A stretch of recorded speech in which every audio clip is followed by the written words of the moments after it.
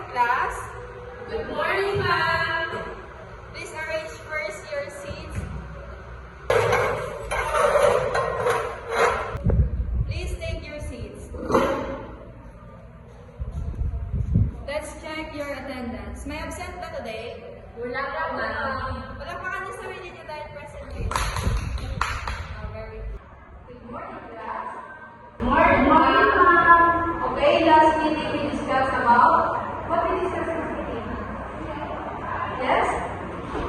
Our topic last meeting was all about the basic skills in classroom. Okay, very good. Our topic last meeting is all about basic skills in classroom. So, anyone in the class who can point out which one is the volleyball ball? Yes.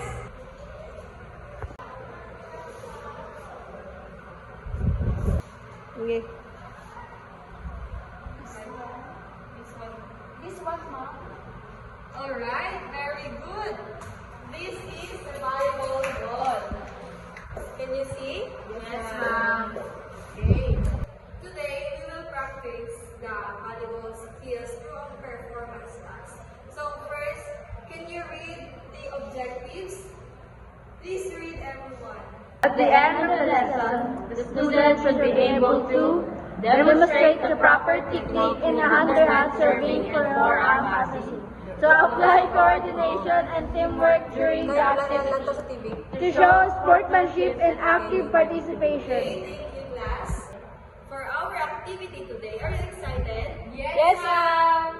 Okay, our activity today is called Volleyball Skills Challenge. I will divide you into two groups. So, maybe ito na lang yung group 1 and group 2. Ang gagawin ninyo ay each group will perform 3 underhand serve. Each group will also perform 4 arm passes with a partner. So, dapat tama yung performance nyo, tama yung execution nyo. And encourage your teammates to observe proper techniques. Then I will evaluate your performance using a rubric. So, pag-ibasa na itong rubrics natin dito.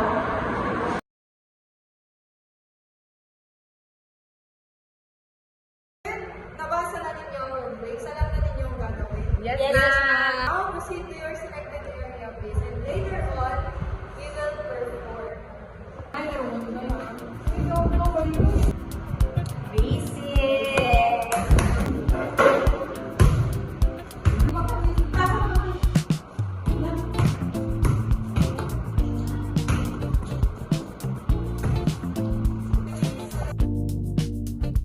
One minute left, class. And we will start.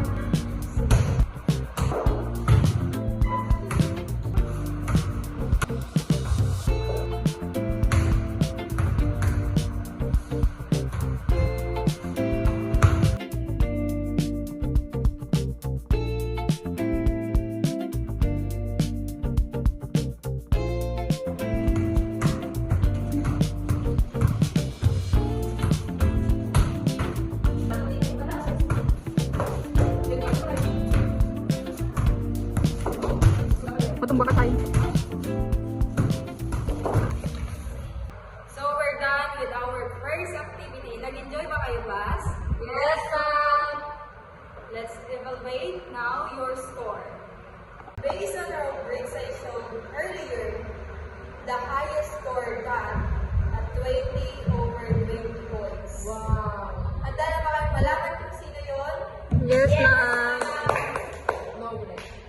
So, that group is group 2. Wow. And the group 1 received 10 points. Wait lang, wait.